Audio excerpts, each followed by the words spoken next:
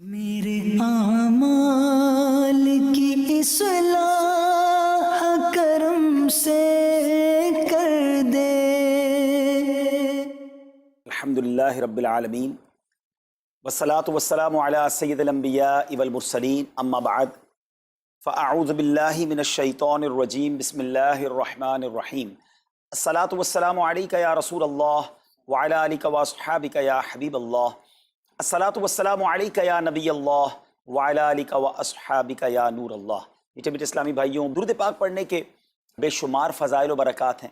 مصطفیٰ جان رحمت شمع بزم ہدایت صلی اللہ تعالی علیہ وسلم کا فرمان عالی شان ہے کہ جو کوئی شخص مجھ پر ایک بار درود پاک پڑھتا ہے، اللہ تعالیٰ اس پر 10 رحمتیں نازل فرماتا ہے، اس کے 10 گناہوں کو مٹا دیتا ہے اور اس کے 10 درجات کو بلند فرماتا ہے۔ تو سبحان اللہ، ایک درود پاک پر اتنی برکتیں ہیں، تو جو کثرت سے درود پاک پڑھتے ہیں ان کو کتنی برکتیں نصیب ہوتی ہوں گی۔ تو ہم سب کو مل کر کثرت کے ساتھ درود پاک پڑھنے ہیں۔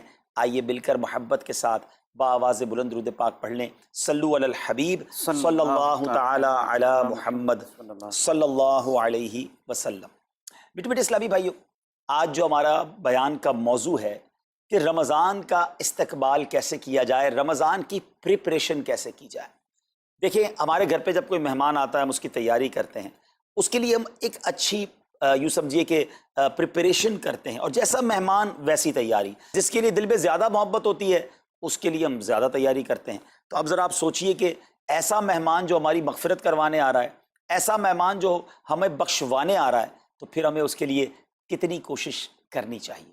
تو آج یہاں پر جو ہم حاضر ہوئے ہیں، اللہ کرے کہ ہم رمضان کا صحیح معنوں میں استقبال کرنے میں کامیاب ہو جائیں۔ رمضان اللہ کا احسان ہے۔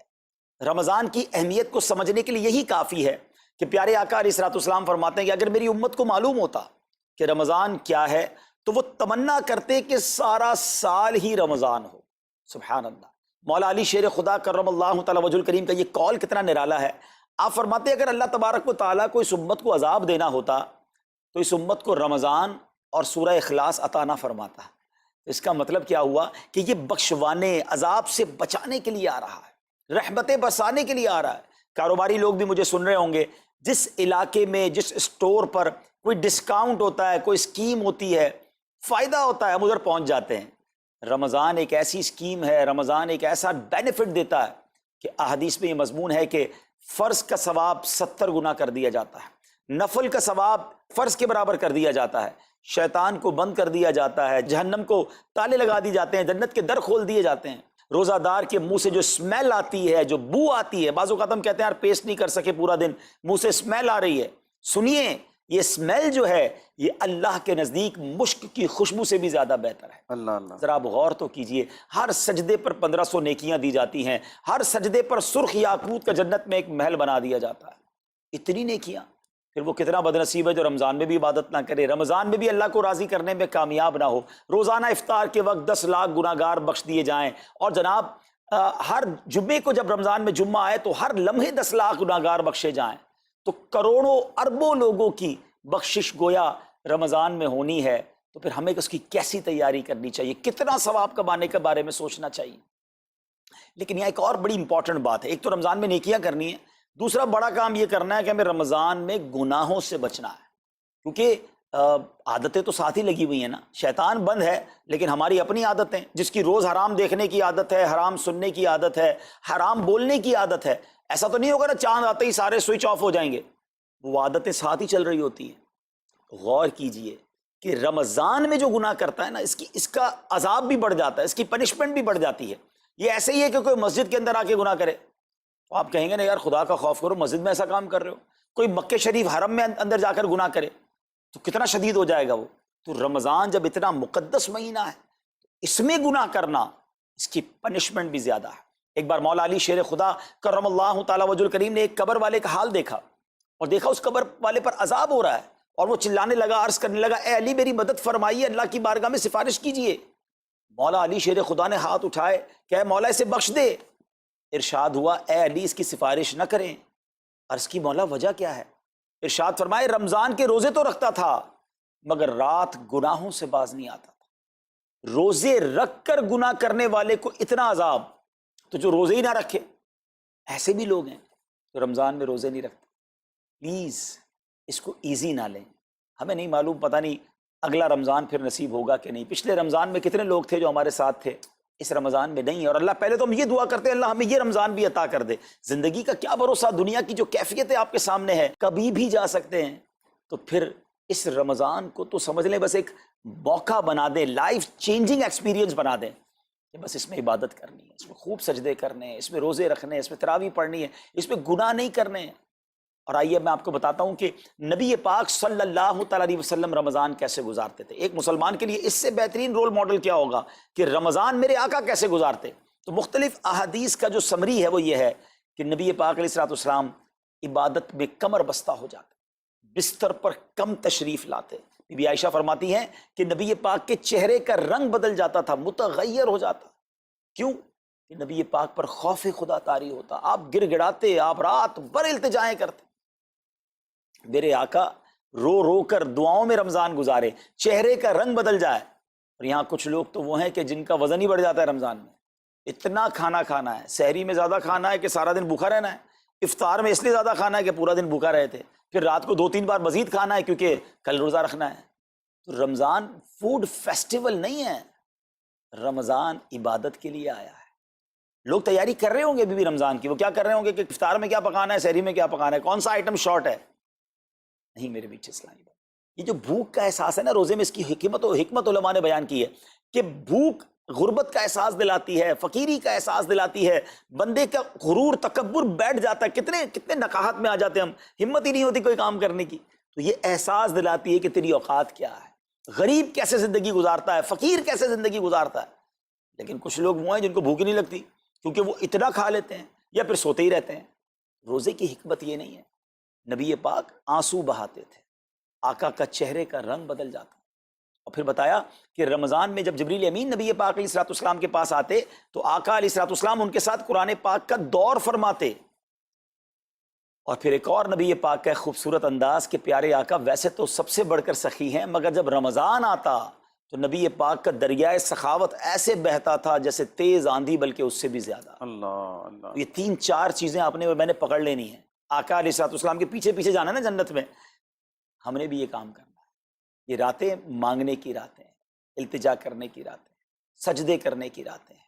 ہمیں تہجد بھی پڑھنی ہے، ہمیں انشاءاللہ نوافل بھی پڑھنے ہیں. اور کم از کم قرآن ایک بار تو پورا انڈرسٹینڈ تو کریں نا. تلاوت، ترجمہ، تفسیر کب کریں گے؟ بڑی بڑی ڈگریاں ہیں، بڑے بڑے پاسپورٹ اور جناب بہت سارا سرمایہ ہے، مگر ایک بار بھی قرآن پورا ترجمے اور تفسیر سے نہیں پڑھا ہوگا. بہت سارے لوگ ایسے ہیں. ذرا سوچئے نا. اچھا یہ مہینہ نزول قرآن کا مہینہ ہے، رمضان، اور قرآن کو جو خاص نسبت حاصل ہے نا، تو اس مہینے میں قرآن کو پکڑ لیں.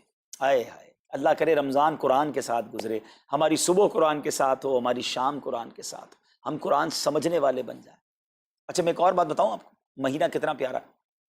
صرف اس مہینے میں قرآن نازل نہیں ہوا، باقی بھی جو 3 آسمانی کتابیں ہیں نا، زبور، انجیل، توریت، یہ بھی رمضان میں ہی نازل ہوئی ہیں. اللہ کریم نے ان تمام مبارک کتابوں کو نازل کرنے کے لیے رمضان کا مہینہ منتخب فرمایا. اتنا مبارک مہینہ ہے تو ہمیں خوب اس میں تلاوت قرآن کرنی. اور اب دعوت اسلامی نے کتنا آسان کر دیا، تفسیر قرآن عطا فرما دی، صراط الجنان آسان اردو میں، اور پھر جناب اس کو اپلیکیشن پر بھی دے دیا، اس کے PDF بھی جاری کر دیے، ڈاؤن لوڈ کر لیں موبائل میں. اب تو آڈیو تفسیر قرآن بھی آپ کو دے دی. اگر پھر بھی سنیں نہ، پڑھیں نہ، قرآن سے دور رہیں تو یہ ٹھیک نہیں ہے. پلیز اس رمضان کو قرآن کے ساتھ گزاری. اور پھر جو نبی پاک کا یہ جو سخاوت والا انداز ہے نا، صدقہ و خیرات کرنا، ہر سائل کو عطا فرماتے، تو یہ بھی ہمارا ایٹیٹیوڈ ہونا چاہیے کہ خوب دل کھول کر خرچ کریں. سب سے پہلے اپنی پوری زکوٰۃ ادا کریں. یہ اتنی بڑی اب بدقسمتی ہوتی جا رہی ہے.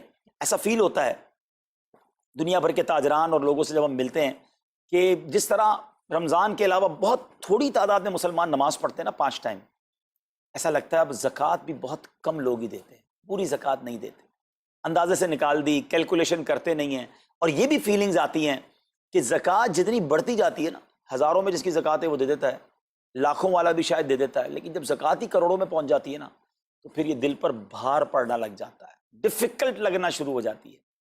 بندہ یہ کیوں نہیں سوچتا کہ اگر اللہ پاک نے مجھ پر لاکھوں میں زکوٰۃ ہے تو اللہ نے کروڑوں دیے تو لاکھوں میں زکوٰۃ ہے نا.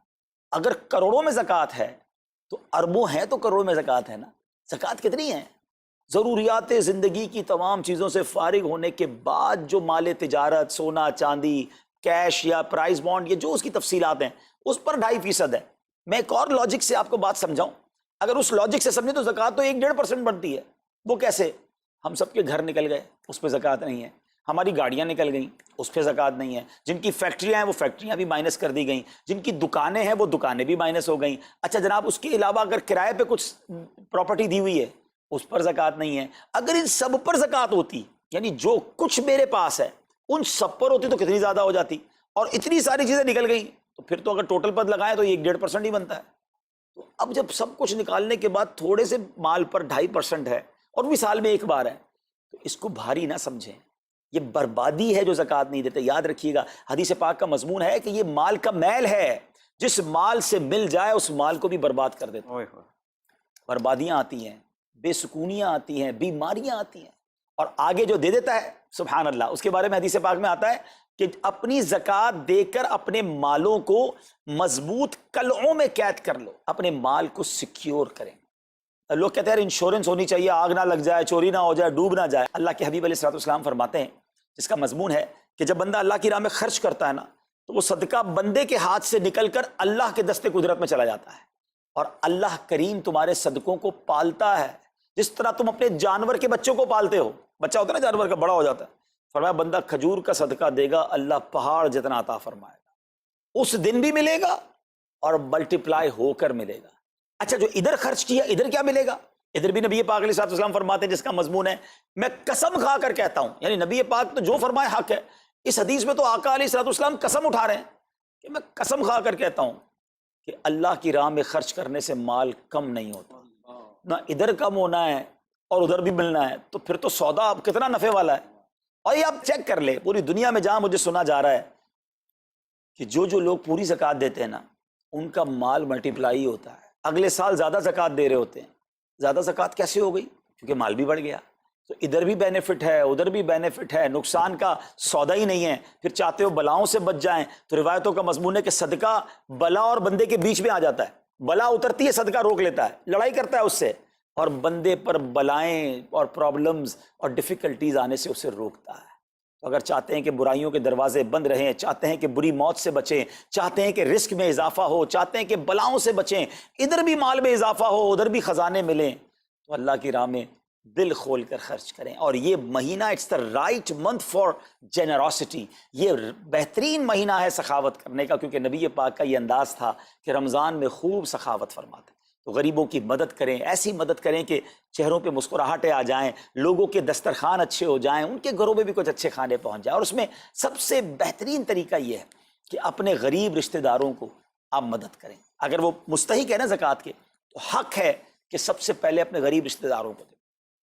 پھر زکوٰۃ بچ جائے تو عاشقان رسول کی عظیم الشان بڑی تحریک دعوت اسلامی آپ کے سامنے ہے، جو دین متین کی خدمت کر رہی ہے. جامعۃ المدینہ ہیں، مدرسے ہیں، بچے اور بچیاں عالم بن رہے ہیں، عالمہ بن رہے ہیں، حافظ بن رہے ہیں، ناظرہ قرآن، اور ان سے کوئی فیس بھی نہیں لی جا رہی. ہزاروں بچے فری آف کاسٹ ہمارے پاس ایکوموڈیشن رکھے ہوئے ہیں، جن کو کھانا پینا رہنا دعوت اسلامی نے دینا ہے. آپ ذرا سوچئے یہ امت کی کتنی بڑی خدمت ہے کہ علماء دینا، حافظ قرآن، مسجدوں کے امام یہاں سے پروڈیوس ہوتے ہیں. اور پھر آگے چلیں تو دعوت اسلامی نے اسلامک میڈیم اسکول بنائے دارالمدینہ. پھر سال کی 600 کے قریب مسجد دعوت اسلامی بناتی ہے. میڈیا کے ذریعے جو بے حیائی پھیلائی جا رہی تھی، تو مدنی چینل اردو، پھر مدنی چینل انگلش، پھر مدنی چینل بنگلہ. اب بچے مذہبی پروگرام اتنا غور سے نہیں دیکھتے تھے، وہ اپنے بچوں کے آئٹمز دیکھنا چاہتے تھے. تو گناہوں بھرے کارٹونز اور پروگرام سے اور پوئمز سے چھڑانے کے لیے Islamic poems, Islamic cartoons, Islamic بچوں کے پروگرام، تاکہ بچے بھی جو ہے وہ الحمدللہ بچے رہیں. اور اب اس کی کیا زبردست پاپولیرٹی ہے کہ آپ کڈز مدنی چینل کے یوٹیوب چینل پہ جائیں، ہمارا ایک ایک کلپ 10 ملین 12 ملینز میں دیکھا جا رہا ہے. تو کون دیکھ رہا ہے؟ وہ بچے جو گناہوں بھرے کارٹونز دیکھتے تھے، اب الحمدللہ اللہ رسول کی باتیں وہاں سن رہے ہیں. پھر آگے چلیں تو دعوت اسلامی جناب یہ دینی کاموں کے ساتھ ساتھ جو ویلفیئر کے کام کر رہی ہے، غریب مسلمانوں کی امداد کا کام، زلزلے اور سیلاب زدگان کی ریسکیو کرنے کا کام، گونگے بہرے نابینا اور معذور افراد کی ریہیبلیٹیشن کا کام، تھیلیسیمیا کے مریضوں کو خون دینے کا کام، 26 لاکھ مسلمانوں کو دنیا بھر میں راشن، کھانا پانی صرف اس ایک سال میں دعوت اسلامی نے پہنچایا. تو یہ کمال کی آرگنائزیشن ہے. دیکھیں آپ دنیا کی بہت ساری NGOs کو جانتے ہوں گے، کوئی مدرسے چلاتا ہے تو مدرسے ہی چلاتا ہے، کوئی مسجد بناتا ہے تو مسجد ہی بناتا ہے، کوئی کھانا کھلاتا ہے تو کھانا ہی کھلاتا ہے، کوئی جناب غریبوں کی مدد تو وہی کام، کوئی ہاسپٹل تو ہاسپٹل۔ دعوت اسلامی ان ون امبریلا اتنے ساری ڈائیورسٹی کے ساتھ جو دین کی خدمت کر رہی ہے، دنیا میں اس کی مثال نہیں ملتی ہے۔ لاکھوں لوگوں کو دین بھی سکھایا جا رہا ہے، غیر مسلموں کو مسلمان بھی بنایا جا رہا ہے، بے عملوں کو با عمل بنایا جا رہا ہے، بے پردہ خواتین کو با پردہ بنایا جا رہا ہے، بے نمازیوں کو نمازی بنایا جا رہا ہے، ماں باپ کے نافرمان فرما بردار ہو رہے ہیں، شراب اور نشے کے عادی چھوڑ کر نمازی بن رہے ہیں، تو جہاں مریض ہیں ان کو خون بھی دیا جا رہا ہے، گھر میں بیٹھ کر میڈیا کے ذریعے اور سوشل میڈیا کے ذریعے لوگوں تک دین پہنچایا جا رہا ہے۔ تو یہ کمال کی ڈائیورسٹی ہے۔ تو میں تو سچ بتاؤں، یہ جملہ کہا کرتا ہوں کہ میرے اور آپ کے پیسوں کا نصیب ہے کہ وہ دعوت اسلامی میں لگ جائے۔ تو یہ آپ آگے بڑھیے اور دین کے اس کام میں مزید حصہ ملائیے۔ خاص طور پہ فار ایسٹ میں آپ دیکھ لیں، کوریا میں، ہانگ کانگ میں، اور جناب یہ سری لنکا میں، تھائی لینڈ میں، ملیشیا میں، کتنے جاپان میں، کتنے ملکوں میں دعوت اسلامی کام کر رہی ہے اپنی اپنی بساط کے مطابق۔ اور لیکن ابھی مزید ادارے بنانے، ہمیں ان ملکوں میں بھی بنانے، ان ملکوں میں بھی آگے بڑھنا ہے۔ تو اگر آپ بھی چاہتے ہیں کہ میرے آقا کے عشق کا پیغام، سنت رسول کا پیغام، مسلک اعلیٰ حضرت کا پیغام، نبی پاک کے دین کا پیغام پوری دنیا میں پھیلے، تو وی ہیو ٹو سپورٹ دعوت اسلامی، نہ صرف فائنینشلی، پریکٹیکلی بھی۔ ہمیں آپ بھی چاہیے، خود حصہ ملائیں نا۔ سیدنا عثمان غنی رضی اللہ تعالیٰ عنہ نے صرف مال نہیں دیا تھا، آپ پریکٹیکلی بھی نبی پاک کے ساتھ شریک ہوتے تھے نا۔ تو آپ اپنے عطیات بھی دیں، اور دنیا کے جن ملکوں میں آپ مجھے سن رہے ہیں وہ دعوت اسلامی والوں کے دستوں بازو بنے۔ کمزوری کہاں نہیں ہوتی، ہاں ہمارے گھر میں کمزوری ہوتی ہے، ہم سب مل کر کام کریں گے تو کمزوریاں بھی دور ہوں گی اور ترقی آ جائے گی، اور ہمیں اس کا ثواب بھی ملے گا۔ تو آج میں دنیا بھر میں جہاں مجھے دیکھ رہے ہیں، پلیز اچھی نیتیں کریں۔ اچھا ایک بات اور سن لیں، ہم بعض اوقات کیا سوچتے ہیں کہ ہمارے ملک کا خرچہ مثال کے طور پہ $20,000 ہے، وہ ہم لوگوں نے کر لیا، اب اور چندے کی کیا ضرورت ہے؟ دعوت اسلامی کسی ایک ملک کی نہیں ہے، انٹرنیشنل دعوت اسلامی کے لیے سوچیں۔ دنیا میں جہاں بھی دین کا کام ہو رہا ہے وہ میرا ہے، یہ میں اپنے ملک اور اپنی سٹی کے بارے میں سوچوں گا تو شاید میں بڑا کام نہ کر سکوں۔ آپ کو تو موقع مل رہا ہے انٹرنیشنلی مدنی کاموں میں اپنا حصہ ملائیں، تو دعوت اسلامی کو دل کھول کر سپورٹ کریں۔ ہم انشاءاللہ جتنے عطیات بڑھیں گے انشاءاللہ مزید مدنی کام بڑھانے کا ارادہ رکھتے ہیں۔